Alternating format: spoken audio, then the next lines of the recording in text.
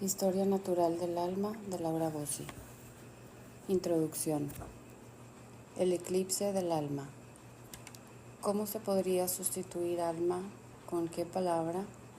Es tan fácil recurrir a ella, pero tan poco actual. Sin embargo, aún no se ha encontrado nada mejor, pero quizá es hora de abolir su uso para siempre. Cioran, Cuadernos, 1957-1972. En los albores del tercer milenio, el alma ha sido olvidada. Los poetas y los artistas, en una curiosa sustitución, ya solo se interesan por su doble, el cuerpo, soma, que antaño significaba el cuerpo inanimado, sin vida, el cadáver. Los filósofos parecen pensar que se trata de un tema que ya es historia, apenas útil para las antologías. En cuanto a los psicoanalistas, ya no se atreven ni siquiera a nombrar el objeto de sus estudios. En el Diccionario de la Psicoanálisis de Roudinesco y Plon, 1997, no encontramos la entrada AME entre Ambulatorium y American Psychiatric Association, ni la entrada Psyche entre Psychasthenie y Psychatarie.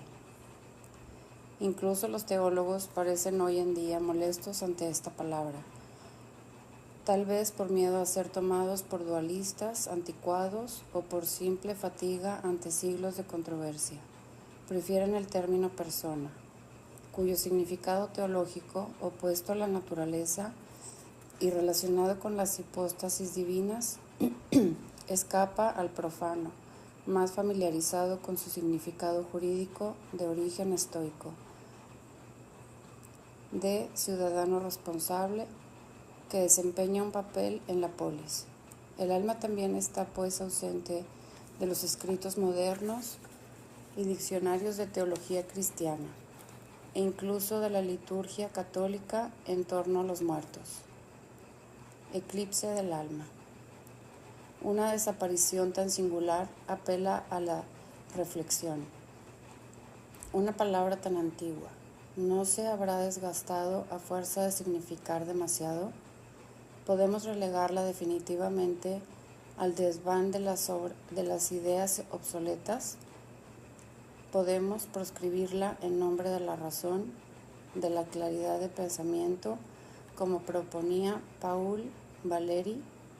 Nunca hagáis uso de palabras que no utilizáis para pensar. Sin duda, el alma es algo difícil de captar.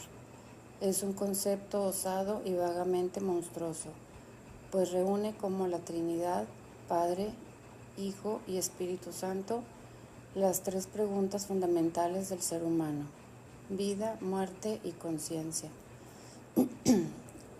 La muerte, desaparición mágica, inaceptable caída de la nada, creación al revés. Como el amor, siempre es joven. Su extrañeza se renueva a cada generación humana. ¿Cómo explicar la diferencia, sin embargo, evidente a los ojos de un niño, entre un ser humano y un cadáver, entre un perro muerto y un perro vivo? En el otro extremo de la existencia, e igualmente extraña, hallamos la vida, que surge del mundo inanimado y se extiende mediante generación, nacimiento y desarrollo de nuevos seres. Extrañeza igualmente inquietante, la de los seres vivos en todas sus formas. Extrañeza de la naturaleza. Nacer procede de naceré, igual que naturaleza, que es vida, engendramiento, tanto potencia de engendramiento como lo que es engendrado. Los animales son los animados, y en el origen de vegetal encontramos vegetus, que no significa inerte, sino al contrario, indica fuerza y crecimiento. Extrañeza, en fin, de la conciencia, lo que en cada uno de nosotros es uno mismo. pero que ya lo sabemos, no es completamente ama y señora en su propia casa, pues mantiene relaciones complejas, a veces conflictivas, con un cuerpo que se desarrolla, engendra, envejece, enferma y acaba muriendo sin pedirle permiso, dotado de órganos que parecen contar con una voluntad autónoma. El alma es la vida, lo que distingue lo vivo, lo animado, del mundo inanimado, o de los muertos, quienes tras haber vivido han rendido el alma. Pero también es la conciencia, el pensamiento claro, la mente, de la que cobramos conciencia mediante introspección, a diferencia de la vida oscura de los órganos. En fin, el alma es el ser humano en lo que tiene de único, de individual, es lo que le aporta un sitio singular en el mundo de la naturaleza y le hace, por tanto, esperar una vida después de la muerte. Primera hipótesis. Concepto sorprendente y maravilloso. El alma encarna de alguna manera las cuestiones primeras que cada uno se plantea o puede plantearse. Preguntas infantiles, no por ingenuas, sino porque surgen en la infancia. ¿De dónde vengo? ¿Por qué he de morir? ¿Qué es lo que piensa en mi interior? ¿Cuál es mi lugar en este mundo poblado de tantas criaturas incomprensibles? ¿El abandono del alma se debe acaso a un desinterés actual por estas viejas preguntas? Si observamos con un poco de atención, no es para nada el caso. Ya no se habla del alma, pero numerosas especialidades médicas nuevas se disputan los disjecta membra de la innominata. Los biólogos trabajan sobre la vida, los seguidores de las neurociencias estudian la conciencia y sus relaciones con el cuerpo. Los médicos dedicados a la reanimación intentan definir el instante preciso de paso de la vida a la muerte. Las parteras se preguntan sobre el alma del embrión. Los científicos se dedican a construir criaturas dotadas de vida o de inteligencia artificial. Los juristas y los expertos en bioética intentan normativizar sobre la persona y las difíciles cuestiones suscitadas por los progresos científicos, manipulaciones genéticas, clonación y técnicas de procreación, trasplantes de órganos, etc. En estos científicos reencontramos las controversias vivas y apasionadas sobre la naturaleza del alma iniciadas por los griegos, entre materialistas y espiritualistas, monistas y dualistas, defensores de un alma mortal o inmortal, única o compuesta de diversas facultades, difusa o localizada en un nidus anatomicus concreto. A este último respecto, el domicilium animae por excelencia sigue siendo desde hace 2 milenios el cerebro, la ciudadela del pensamiento. Plinio el Viejo ya definía el cerebro como el pináculo, la sede del gobierno del espíritu, el regulador del entendimiento, la ciudadela de los sentidos. ¿Acaso los científicos han sustituido a los filósofos y a los teólogos? ¿Acaso los datos científicos se han apoderado de las cuestiones filosóficas y las leyes de la naturaleza han arrebatado su lugar a la potencia Dei ordinata? Seductora hipótesis. En medio del relativismo de creencias propio de las sociedades democráticas y pluriculturales, frente a la abdicación de los filósofos y la confusión que viven las iglesias, parece que los científicos son los únicos que mantienen esa ambición de la búsqueda de la verdad. Verdad provisional. No es casualidad que los científicos contemporáneos ya no se hagan llamar sabios, sino investigadores. Pero verdad al fin y al cabo. Por lo que es normal que el ciudadano de a pie se dirija a ellos en busca de opiniones esclarecedoras sobre el alma y las grandes cuestiones. Sin embargo, hay que reconocer que los científicos, limitados por la visión reductora de sus disciplinas, experimentan dificultades para hallar instrumentos conceptuales capaces de pensar lo animado y lo inanimado.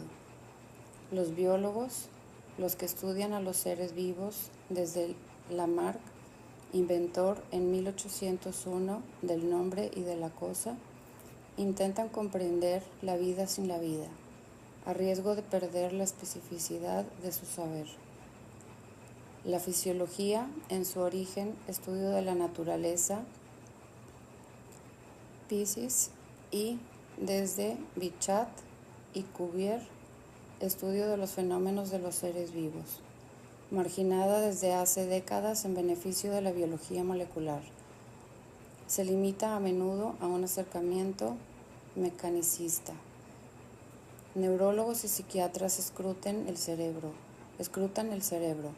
ese peligroso órgano, mediante técnicas de visualización cerebral, con la esperanza de captar la imagen del pensamiento, de la memoria, de las emociones, incluso de la experiencia mística. Así como en el pasado se pretendía leer los rasgos del alma en el espejo del rostro, en los relieves del cráneo o en las líneas del electroencefalograma, la psicología, en su origen, ciencia de la aparición y de espíritus, y después estudio científico de los fenómenos del espíritu y del pensamiento en el ser humano y en ciertos animales, sucumbe a la fascinación de las ciencias cognitivas y del funcionalismo, teoría que pretende interpretar las propiedades del alma pensante mediante la metáfora del ordenador. El cerebro sería un hardware especializado y el alma pensante, mind, un software. Según esta réplica moderna del hombre-máquina de Lamettrie, los fenómenos mentales serían de naturaleza computacional y estarían basados en instruccionismo. Nos hemos quedado en el clásico debate del siglo XVIII sobre el reloj y el relojero, aunque ahora es el ser humano quien se cree el gran relojero. Resultan más interesantes y provocadores los planteamientos del premio Nobel Gerald Edelman, sin duda el más fáustico de los constructores modernos de autómatas animados, tras desarrollar una teoría del desarrollo cerebral basada en los principios darwinistas de la evolución y de la selección natural. Este científico estadounidense trabaja desde hace algunos años en la puesta a punto de robots capaces de aprender, y sus famosos prototipos han sido bautizados Darwin 1, Darwin 2, Darwin 3, Darwin 4 y Darwin 5. Pero sin duda es entre los dualistas y los espiritualistas declarados donde podemos encontrar las teorías más sorprendentes. Así, el neurofísico Eccles, 1990-1992, también premio Nobel, ha elaborado una teoría atomista que no deja de recordarnos a los átomos de alma de Lucrecio en pareja alternancia a los átomos corporales. Antaño, una teoría así hubiera sido considerada endeble por los filósofos y herética por los teólogos tomistas. Hoy en día, el cardenal Ratzinger, actual papa, prefecto de la Congregación de la Fe de la Iglesia Católica, cita ampliamente estas tesis en su libro sobre la mort et au-delà, 1979. Otros como Penrose, en 1956-1999, apelan a una visión bastante personal de la física cuántica para intentar explicar la conciencia. David Chalmers, 1995-1999, por su parte, plantea la existencia de propiedades físicas de la materia aún desconocidas. Todo esto tampoco es nada nuevo. Después de todo, ciencias y pseudociencias siempre han estado mezcladas, y tal vez algún día el funcionalismo sea considerado como la frenología de nuestros días. Sin embargo, hay que reconocer que en la práctica la ausencia de una conceptualización del alma conlleva confusiones peligrosas. Entre las consecuencias del eclipse del alma, la más sorprendente tal vez sea nuestra incapacidad para pensar al animal. Animal viene de ánima, lo que sin embargo no resulta tan evidente. Desde siempre, el animal, lo animado, plantea problemas, debido a su irreductible alteridad que nos cuestiona sobre la racionalidad de un mundo poblado de tal variedad y multiplicidad de criaturas extrañas, pero tal vez aún más debido a su innegable y embarazoso parentesco con la humanidad. El largo historial de controversias en torno al alma de los animales lo demuestra. Al ser humano le cuesta encontrar una clasificación, definir su lugar con respecto a estos molestos compañeros de ruta, extraños y familiares, que son los animales.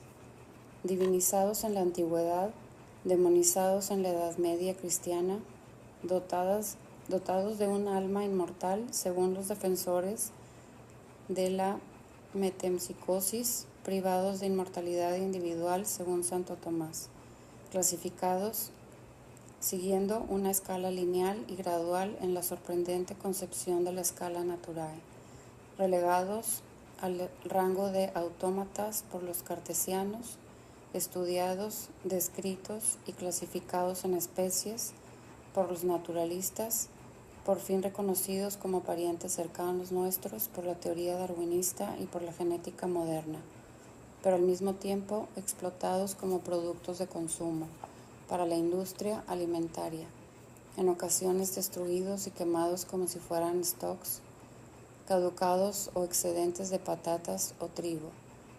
Los animales han cambiado de estatus continuamente, siendo sucesivamente aceptados en la comunidad de los seres vivos, o al contrario, expulsados más allá de la frontera de lo inanimado.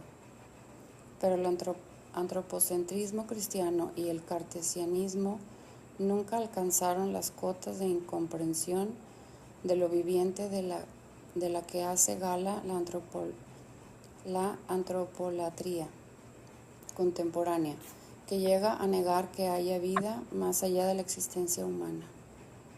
Con ocasión del posible descubrimiento de rastros de vida en Marte, las declaraciones del portavoz de la NASA fueron cuanto menos sorprendentes.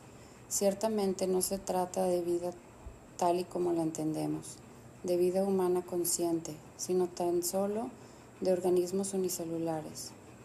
La vida tal y como la entendemos se limitaría pues a la conciencia humana, excluyendo no solo los organismos unicelulares, sino también las plantas, los animales y todos los seres de la naturaleza. ¿De qué nos extrañamos? Está claro que se ha extraído al ser humano de la naturaleza, constituyéndolo en reino autónomo. Y se ha olvidado así que se trata de un ser vivo entre otros seres vivos. Esto es un hecho en nuestras sociedades supuestamente desarrolladas, donde el ser humano es el dueño y señor de un mundo que de mano de la tecnología se parece cada vez más a una máquina homeostática, donde los seres vivos se convierten en cosas, en recursos económicos disponibles para la agroindustria o para el matadero industrial, cuando no se convierten simplemente en algo nocivo que hay que exterminar. Hay, sin embargo, una contradicción flagrante entre esta práctica, que implica un dualismo metafísico radical, y el conjunto de la ciencia biológica moderna, que no cesa de aportar nuevas pruebas de la unidad de lo viviente. Si ya la filosofía occidental se fundamenta en la intuición de la unidad del universo y las grandes religiones monoteístas consideran a los astros, las plantas y los animales criaturas de Dios, desde Darwin resulta imposible negar que el parentesco de todos los seres animados es un parentesco en el sentido literal de filiación común. De hecho, la ciencia moderna explota ampliamente esta hermandad de sangre, utilizando a los animales como modelos para estudiar la fisiología y patología humanas y para experimentar los efectos de las terapias, en especial de las terapias del alma, de los psicotrópicos. La medicina humana siempre se ha servido de sustancias de origen animal y debido a los progresos en el control de las reacciones de rechazo, utiliza incluso células y órganos vivos tomados de los animales para curar enfermedades o paliar el deterioro de un órgano. Se podría objetar que no se trata en este caso más que del uso del cuerpo del animal para estudiar o curar el cuerpo humano, por lo que el concepto de alma nada tiene que ver con estos fenómenos. Esta es la opinión de científicos que prefieren desechar nociones molestas a la hora de pensar, sus teorías y experimentos. Pero el hecho es que los conceptos de cuerpo, animal, humano, organismo, individuo y persona se han constituido históricamente en relación al concepto de alma. Es el alma lo que distingue un cuerpo animado de un cuerpo inanimado, un animal de una piedra, un organismo de un agregado de partículas. Mediante una jerarquización de las almas, el ser humano se distingue de los animales y un cadáver humano, a diferencia del cadáver de una rata, al haber alojado un alma inmortal, conserva para nosotros un carácter sagrado. Al relegar el alma al estante de las antiguallas, nos vemos obligados hoy en día a enfrentarnos al hecho de que resulta imposible delimitar los conceptos de cuerpo, animal, vida, muerte y persona. Como bien saben los expertos en bioética y los juristas actuales, desamparados frente a los problemas que plantean la ciencia, la medicina moderna y el desarrollo de las biotecnologías. En este sentido, resulta significativa la controversia desatada entre los juristas estadounidenses y sus colegas franceses sobre el estatus del cuerpo humano o de sus partes, cuando ya no es un organismo animado. Se trata de una cosa, como sugieren los estadounidenses, de una cosa sagrada, como propone Baud en su libro Affaire de la Main Volée, 1993, o aún sigue siendo un ser humano, como piensan los franceses. Igualmente significativo resulta el debate sobre las especies en vías de extinción, aunque aparentemente la muerte de millones de animales provocada por la mano del hombre no suscite apenas preocupación alguna. La desaparición de una especie aún provoca en muchos sentimientos parecidos a la muerte de una persona, punto de vista que coincide de alguna manera con el de Santo Tomás, para el cual los animales, aunque no sean inmortales en cuanto a individuos, lo son en cuanto a especie. Pero esta preocupación por la desaparición de especies inmortales es atemperada mediante razonamientos económicos. El ser humano se siente tan amo y señor del mundo que lo que se plantea actualmente es cuánto le costaría la decisión de permitir la supervivencia de otras especies. Nuestra civilización, que tanto insiste sobre el valor de la vida, evoluciona en realidad hacia una delimitación cada vez más estrecha de lo que se acepta como tal. Es cierto que hay filósofos, sobre todo anglosajones y de formación utilitarista, que se han convertido en los abogados de los derechos de los animales, en el marco de los movimientos de reconocimiento del otro, mujeres, niños, locos, idiotas, sordos, mudos y otros pueblos considerados inferiores. La Declaración de los Derechos de los Animales, proclamada en la UNESCO en 1979, Se inspira explícitamente en la Declaración de los Derechos del Hombre, el especismo. Resultaría una variante del racismo. En esencia, el utilitarismo afirma que el carácter justo o injusto de las acciones es definido por la bondad o maldad de sus consecuencias, lo que equivale a decir que el fin justifica los medios.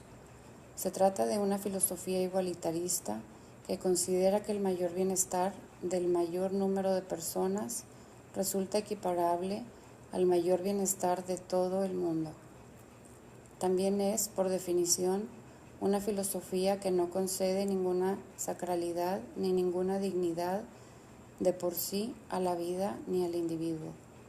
El utilitarismo es la base que justifica en Estados Unidos el recurso a la pena de muerte. Peter Singer, profesor de bioética en Princeton y defensor de los derechos de los animales, aplica la lógica utilitarista a estos y los define como todos los seres capaces de sufrir, siguiendo el esquema de las tres almas de los pensadores de la antigüedad. Se podría decir que antepone el alma sensible al alma pensante. En cuanto un ser sufre, no hay ninguna justificación moral para pasar por alto este sufrimiento. Sea cual sea la naturaleza de un ser, el principio de igualdad exige que su sufrimiento merezca la misma consideración que un sufrimiento similar, en la medida en que las comparaciones sean posibles, de cualquier otro ser. Si un ser carece de la capacidad de sufrir, de sentir placer o bienestar, entonces no entra en estas consideraciones. Singer, 1999-2003. Si bien la defensa de los derechos de los animales tiene la virtud de tomar en consideración su existencia, aunque no la de las plantas, a las que se supone incapaces de sufrir, deriva sin embargo hacia una absurda cuantificación del sufrimiento. ¿Cómo valorar una acción que provoca el sufrimiento a 100,000 vacas y el bienestar a 1,000 seres humanos, como fue el caso de la matanza de rebaños durante la epidemia de las vacas locas, o el sufrimiento de 2 millones de pollos criados en cadena para garantizar el placer relativo de los seres humanos que se los van a comer? ¿Estaríamos dispuestos a matar de forma indolora a un anciano para dar de comer a una familia de ratas hambrientas?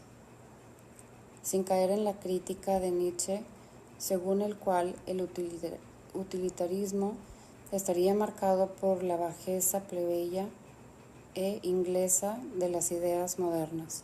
Es una teoría que hay que rechazar. Se trata de una filosofía de corto alcance, polemista, dogmática y lo que resulta contradictorio con una ética que se basa en la capacidad de sufrir, por tanto, patocéntrica, carente de compasión.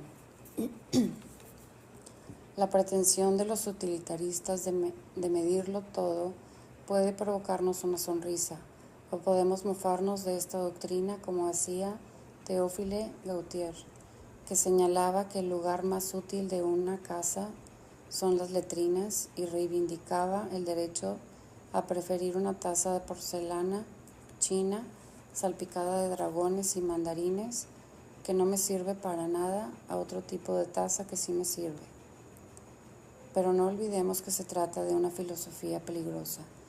Al introducir los conceptos de sufrimiento útil e inútil, da validez a la siniestra idea de vida sin valor. Hay que recordar que el concepto de vida indigna de ser vivida, introducido en 1920 por el jurista Karl Binding y el psiquiatra Alfred Hoche, fue retomado por los nazis dentro de su programa de eutanasia, origen del asesinato, denominado con el eufemismo de Gnadenthal, muerte misericordiosa. de al menos 275,000 enfermos mentales, discapacitados, ancianos y encamados, y precedente de la exterminación de los judíos y otras razas inferiores. Este desplazamiento de la frontera entre lo animado y lo inanimado, entre una vida superior o una vida satisfactoria, como dice Singer, y una vida sin valor, que tanto nos choca y que los mismos utilitaristas rechazan cuando se trata de distinguir entre los seres humanos y los animales. Ya se ha experimentado, pues en un pasado reciente, pero aún podría servir para marginar en el interior mismo de la especie a seres cuya vida no valdría la pena ser vivida o que pueden resultar una carga, embriones o recién nacidos no deseados, discapacitados mentales, ancianos afectados de demencia, enfermos incurables o incluso grupos o razas considerados degenerados o infrahumanos. Singer incluye en la categoría de personas que define como seres dotados de conciencia, de deseos y de proyectos a los hombres y mujeres adultos, los simios antropomorfos, los delfines, las ballenas, los perros, los gatos, los cerdos, los osos, las focas, las vacas, las ovejas y tal vez a todos los mamíferos. Los fetos, los recién nacidos, los retrasados mentales y los dementes se hallan al lado de los animales inferiores, en la clase de las no personas. Así que este razonamiento a favor de los derechos de los animales, que sufren como nosotros y poseen una conciencia, puede darse la vuelta para privar de sus derechos a los seres humanos inferiores. Singer apela de hecho explícitamente a la eugenesia, al infanticidio y a la eutanasia cuando escribe: cuando comprendamos que la pertenencia de un ser a nuestra propia especie no constituye por sí misma razón suficiente para que siempre sea malo matarlo, tal vez lleguemos a reconsiderar la política actual que quiere preservar la vida humana a cualquier precio, incluso en el caso de que no exista ninguna perspectiva de existencia con sentido o de vida exenta de terribles sufrimientos. En resumidas cuentas, parece ser que la confusión religiosa y la impotencia de la filosofía deberían abrir paso al derecho, como ocurrió con la Declaración de los Derechos Humanos, sobria fe de nuestra época.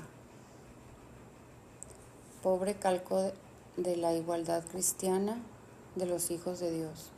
Pero ¿acaso se puede esperar de nuestra tradición jurídica que trate el problema de la jerarquización de los seres vivos y de su estatus moral? En efecto, desde el derecho romano, los juristas han basado su disciplina en la división del mundo entre personas y cosas. La vida desnuda de los simples cuerpos animados parece no tener lugar en la ley. Para los juristas, las plantas y los animales son cosas. El individuo humano como cuerpo animado queda al amparo de la medicina en lo que respecta a los cuidados corporales y de los sacerdotes en lo que respecta a la salud del alma.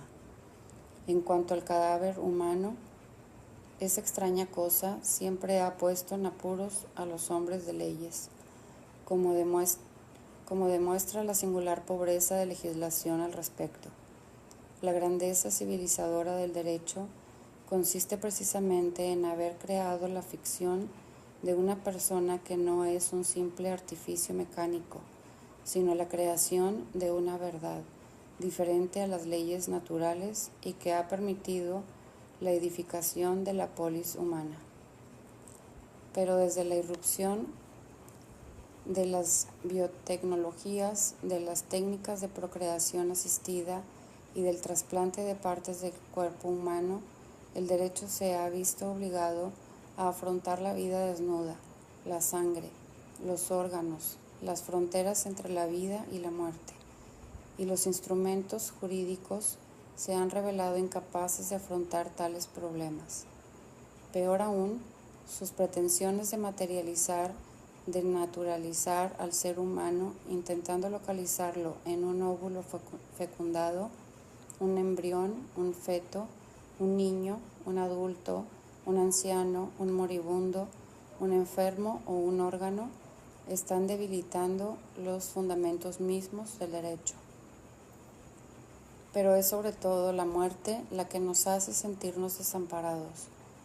Esta experiencia extraña que compartimos con la mayor parte de las criaturas vivas, que nos ciega como hierba, que nos devuelve a la tierra de la misma manera que a los animales, pero que es para nosotros la experiencia más personal y humana, pues amenaza con llevarse todo nuestro mundo interior.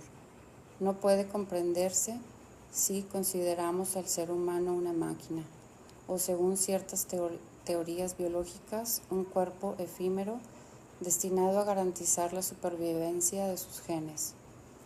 Una máquina no muere, puede eventualmente romperse y puede repararse o construirse una nueva igual o más perfeccionada.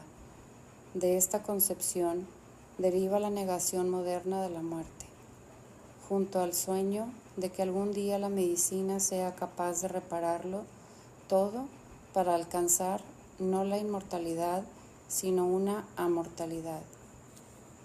La segunda teoría contemporánea de la muerte, que concibe al individuo como una combinación de un soma desechable con un linaje germinal eterno, niega la conciencia, la humanidad del hombre y su historia individual y colectiva, para reducirnos a zombies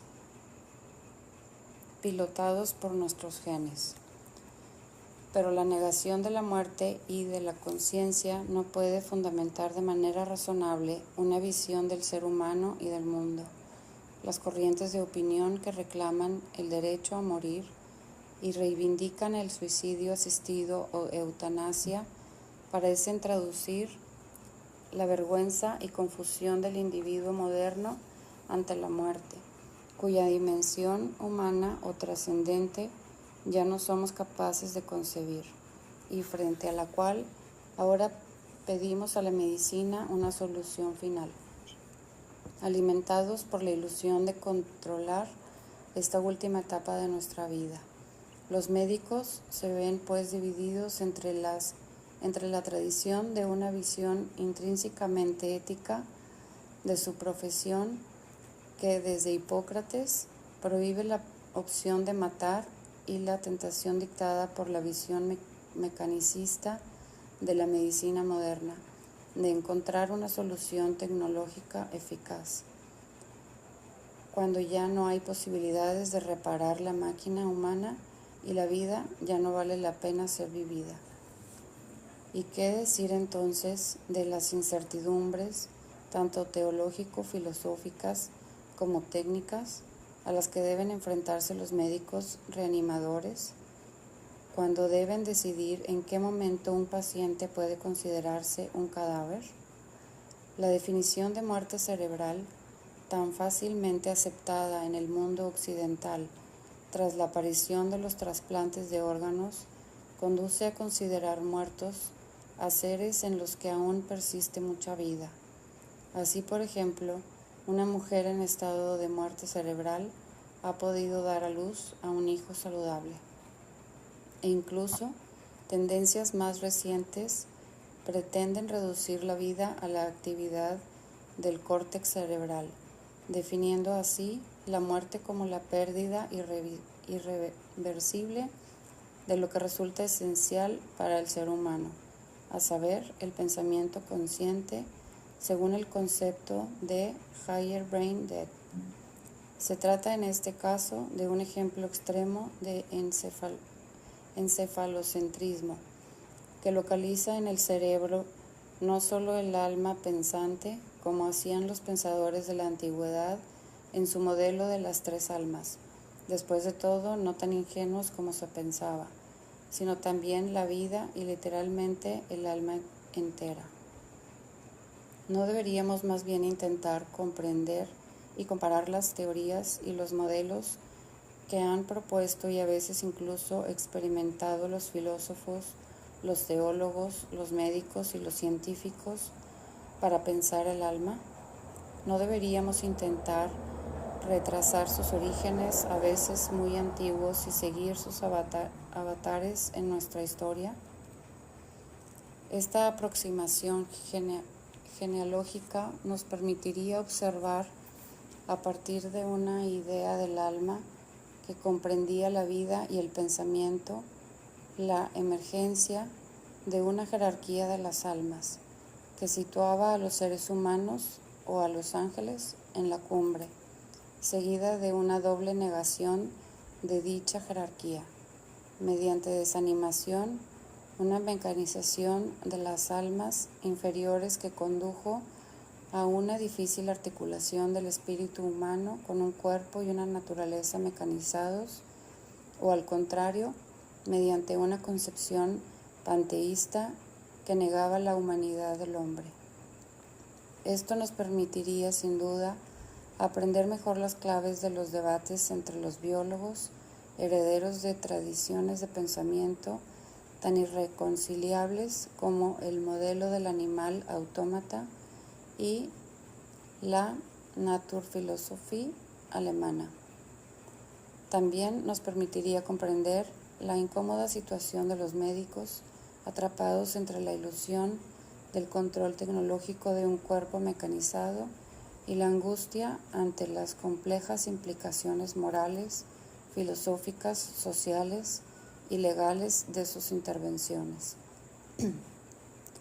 También el malestar de los juristas ante la bioética, que les plantea temas de reflexión que habían sido deliberadamente excluidos de la polis, e incluso algunos de los problemas teológicos en los que se ha debatido el cristianismo y que le han conducido a sus frágiles posiciones actuales.